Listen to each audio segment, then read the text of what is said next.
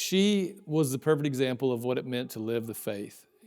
They say that from the time she was a child, baby, time she was born, obviously, she never said no to God. She was constantly seeking God's will.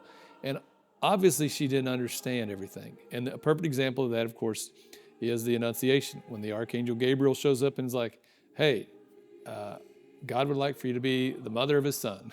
And of course, she doesn't understand, how's that going to be possible? Like, not that she doesn't believe, she obviously believes, but she doesn't understand. But of course, at the end, let it be done according to your will. So she always lived in faith, and she lived out her faith. So again, we don't always have to understand. I think that's the problem. We always believe, well, I have to have this knowledge of, and that's faith. And if I don't have the knowledge of how things are going to work out, I can't do that.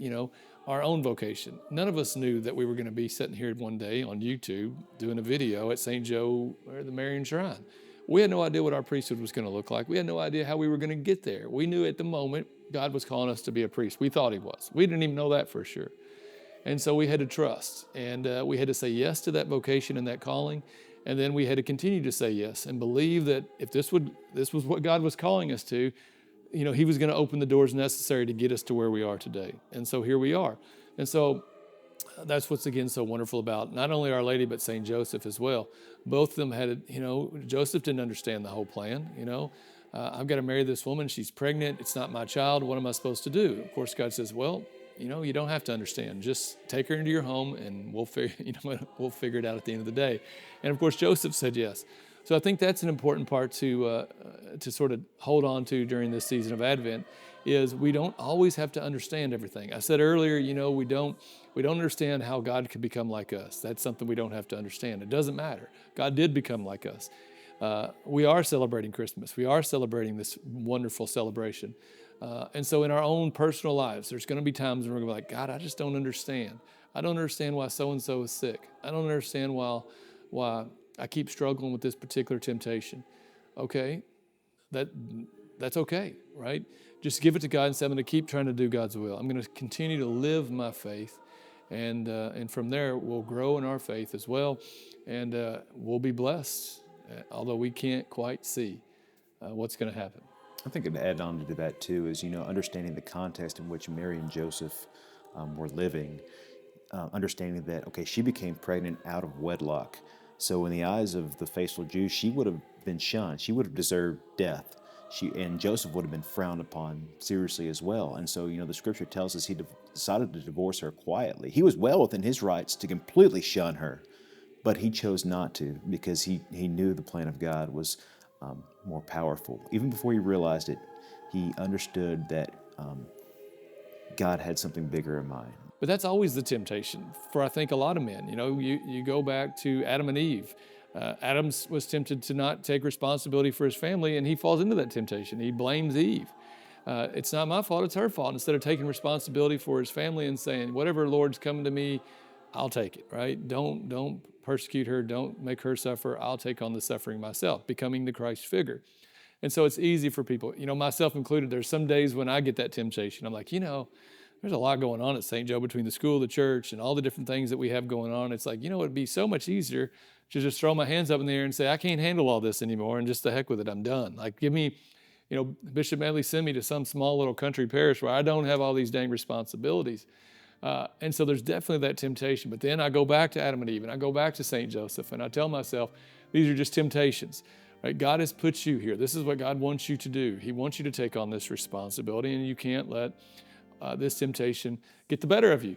And so, in my mind, this is Father Ryan talking, I say, be a man, be a dang man, and do what you're supposed to do. Be responsible for this parish. And so St. Joseph was no different. I'm sure he had that same conversation with himself. He probably has the dream. I can imagine himself being conflicted, going, what am I supposed to do? But at the end of the day, he's like, you know what? I got to be a man. Like, God is asking me to do this. And if I don't do it, what kind of man am I? Father Chris and I, we tend to listen to some of the same podcasts, and there was a podcast about a guy that had a conversion from being a Muslim, and he was really hard-headed. He did not really want to convert. He was just, again, conflicted. This is how he was raised. This is what he knew. So it was hard for him to become a Catholic. So he'd asked God for a dream, and he had a dream, and I don't necessarily remember the dream, But it was a pretty obvious dream, but he was like, well, it's not, what was the word that he used? It was not Really authentic enough. He didn't. authentic or specific enough to the Catholic faith. So he said, God, give me another dream. So God gives him another dream, and this one's more specific. Well, it still was not enough. And he said, all right, Lord, give me one more dream. And the third dream I sort of remember, and it was the guy interviewing him on Pints with Aquinas, and he was like inviting him into this meal or this banquet. And what it was he was not being invited in. He wasn't able to come into the banquet. And so he's like, hey, how come I can't come? He goes, well, I asked you, but you said no. So it was in that he asked the fella to, what is this dream about? He goes, it's about the Catholic Church. It's about the Eucharist. It's about the fact that I've been inviting you to become a Catholic for a long time, and you keep saying no. And so, I think sometimes dreams can definitely, God can use dreams to try to teach us, especially if we ask for it. I think so often we don't ask for anything. God's always willing to give us stuff if they're good. Obviously, He's not going to give us a snake if we ask for, He's not going to give us bad things. He's going to give us good things. Sometimes we don't interpret those correctly. But, in this particular situation, this guy was asking for a dream to solidify the idea that, is this Catholic faith the one true faith? So, God gives him 3 dreams, and that's what it was. I talk about the old DeVries house over here, just back here behind the Marian Shrine. In prayer, I asked God, I need a sign. Give me something. It wasn't a dream, but I asked him for a hint on whether or not we need to demo this building and move on. And as I said in Mass a few weeks ago, the HVAC went out and the water heater in the basement burst. And so I was like, well, that's generally a pretty good sign that we don't want to dump a bunch of money in a building, and we probably need to just let it go. So yes, God gives us signs. Now, again, you have to have, as Jesus says, blessed are those who have eyes to see and ears to hear. So I think also have to pray, all right, Lord, give me a dream, but also give me the ability, the eyes and the ears to see it, to understand it, to comprehend it, because we many times don't have that gift or that grace either. So everything we have, as we know, is a gift, a grace from God. So we have to ask for it all. So you might ask for a dream or a sign, but when it comes, you have to understand what it's all about. I tell people, God obviously can speak to us through our dreams, but I also caution people to say, okay, what was your dream about? How was a vivid memory or something you're wanting to do? How is that going to affect your life? So are you compelled to do something against what the church teaches is true or good or beautiful? So if that's the case, then that's probably not what God's telling you through this dream. So you probably don't need to listen to it. That could be Satan or one of his minions kind of, stepping in there. And that's why it's important to have a spiritual director, or to come to Father Chris or come to Father Ryan or somebody, right? Mm-hmm. Absolutely. And to ask, I had this dream. What do you think? Mm-hmm. Yeah, God will never ask you to do something outside the reins of the church and what the church professes to be true. I mean, I don't know about you. I've had people come to me and say, Father, I had this dream. What do you think? And I'm like, sometimes I think, okay, well, there may be something to it. And sometimes I'm thinking it's just a dream, and just kind of ignore it. So again, we don't know everything. So it's good to ask somebody, especially somebody else that may be a little farther along the line in terms of their spiritual life. Again, I think it's a wonderful thing to have a spiritual director. So, and it doesn't have to be a priest or a nun or something like that. It can just be somebody that takes their faith more seriously, maybe understands their spiritual life and their own prayer life a little bit better. So often I just see God's hand in so many different things. I talk about our first Renew project, capital campaign of renewing the church. When I first started that, I was like, the diocese is telling you you're not going to be able to raise enough money. We're going to just have to do the outside of the church. We're not going to be able to do the inside of the church. And so there was all these sort of negative thoughts and considerations that were going on. And, as the pastor, I'm like, how's this going to work? He's like, it seemed like this giant mountain that you were not going to be able to climb. And as it continued to go, and again, you put your faith in God. That's always the key. Don't put your faith in yourself or anybody else. And you put your faith in God. And these doors just kept opening and more money kept coming in. And it was before we knew it, we were doing, both phases of Renew, and the whole project was complete. So, I think God's going to often work in these small ways, in these unknown ways, because He wants us to see that it's God. It's God's action. So, yeah, it makes sense that, on Christmas, we're going to hear about Jesus being born in a cave, not having a place to lay His head, no place at the inn, People forget that it was a desert at night. It was freezing cold. It was cold in that place. There was animals in there. I'm sure it didn't smell the best. There was no lights. We just take for granted lights. There were no lights other than maybe a fire that they had going. And so to be born like that, but yet hear the greatest thing that ever happened in the universe started that way. And so, again, a wonderful thing to just reflect on and meditate on in my own life. What are these little things or these moments where I think God is not present or God can't come from this, and yet He always does. It's always in unexpected ways. I mean, we hear about that. We've probably already heard about that first Sunday of Advent where it says, you don't know when God's coming at an unexpected hour and an unexpected time. There He is. So God often does it. It comes out of nowhere, and we don't ever know or expect how or why. But I think in many ways it's like, I want to show you that I can, go back to the story of the feeding of the 5,000. I just need a couple loaves of bread and a couple fish, and I'm going to feed everybody else. So, God doesn't ask a lot from us. God just wants a little bit from us, our own vocation story. Hey, just say yes. Just say yes to this vocation, and I'm going to make it grow. The smallest seed, the mustard seed turns into this great big bush. Just give me a little bit, and I'm going to make it grow. So never think that what you're doing, whether it's, I think sometimes, especially I see this with older people, their careers, they've retired, their families are grown, families have moved off, and they're kind of alone, and they're thinking, what am I supposed to do? Like, what's life about? And I say, your prayer life. This is the moment to take your faith seriously, kind of live that monastic sort of life where I'm going to focus on prayer. I'm going to focus on those sorts of things. And we think, well, it's not important. It's not significant enough, but it's a lot like that mustard seed. God will grow from all that. So Yeah, I'd say, God is the great architect of the whole universe, and we might just be a screw or a nail or a piece of drywall in His great masterpiece of all creation, of all the grandeur that He is.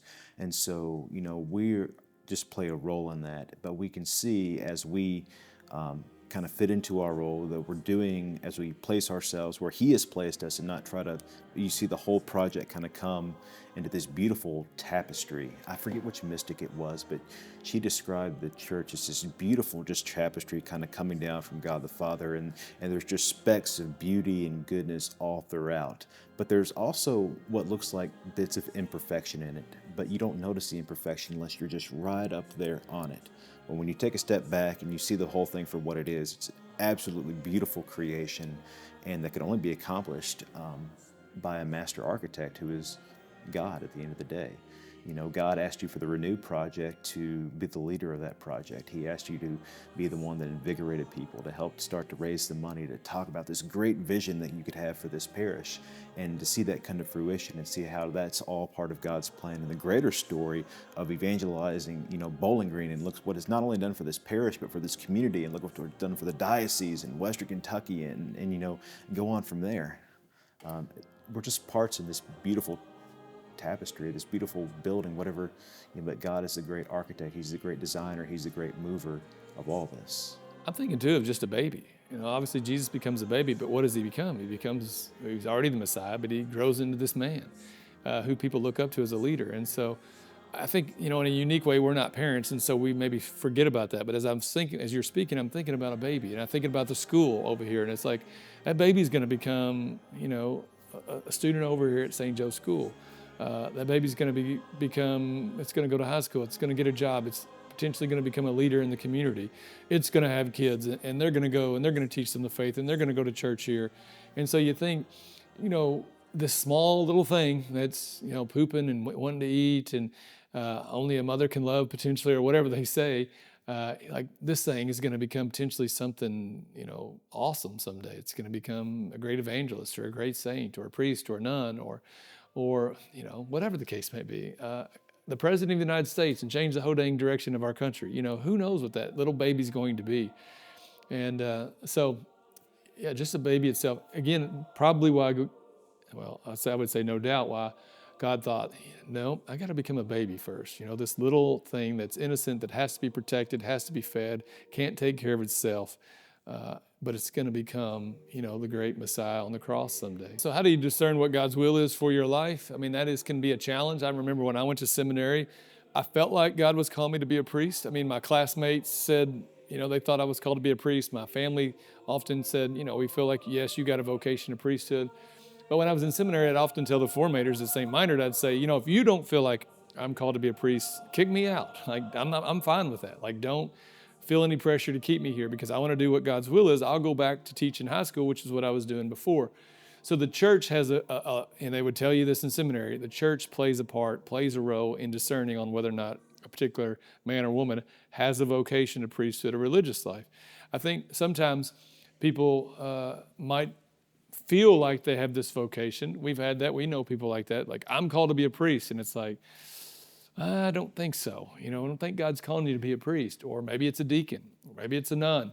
So the church kind of has a part to play, has a role to play, and they help you in that discernment process. So again, in terms of discernment, listen to your spiritual director. Listen to those in authority. They will help you with that. And that's a wonderful thing. We might think, well, that's no fun. I don't want that. I don't want somebody to say no to me. We live in a world where it seems like everybody says yes to everything you want. And then somebody says no and you don't know how to handle it. But that no also opens another door. Okay, Father Ryan does not see me, in this role or this vocation. Well, maybe God's calling me to something else. I need to let that go and move in a different direction. And that's a good thing ultimately, because now you're getting back on the right track in terms of what God wants you to do. So a no can be just as beneficial as a yes. I'm going to say something a little controversial, and this might come off as a little odd, but I think we overuse the term discernment, because a lot of times we talk about we're discerning God's will, am I doing God's will or not? After a while, this whole notion of discernment, which is good, can often be covered up with scrupulosity. I'm just so focused, am I doing the right thing? At the end of the day, you've got to come to a decision. Is what say you're facing a decision, are both decisions, I'm going to get married, I'm going to be a priest or a religious, whatever the case may be, will both of these lives, will they help you to lead a life of virtue? Will they help you lead a life closer to God? Will they help you to grow in holiness? Okay, if the answer is yes, okay, look at my gifts and talents. Which vocation more suits my gifts and talents? Okay, I think it might be the priesthood. Okay, well, I'm going to enter seminary, I'm going to continue to pray, I'm going to continue to be formed. And at the end of the day, you have to make a decision whether you're going to cooperate with God's grace, you're just going to follow that call, or it'll become obvious that maybe that's not your call. You'll understand maybe some of your gifts that you thought you had, your greatest gifts, were not some of your greatest gifts. And again, you've got another set of gifts in which to glorify God. So I would just encourage people, don't be scrupulous in your discernment, but don't be afraid just to make a decision at the end of the day. Don't be afraid to follow God's will. That's the biggest thing, the hurdle that holds up people. It's just because it's fear. Scrupulosity is fear at its very core, and it paralyzes us. It keeps us from moving forward, and we get stuck, and that's not a good place spiritually, mentally, emotionally, whatever the case may be. So do not be afraid. Just make a decision, and God will lead you. And listen.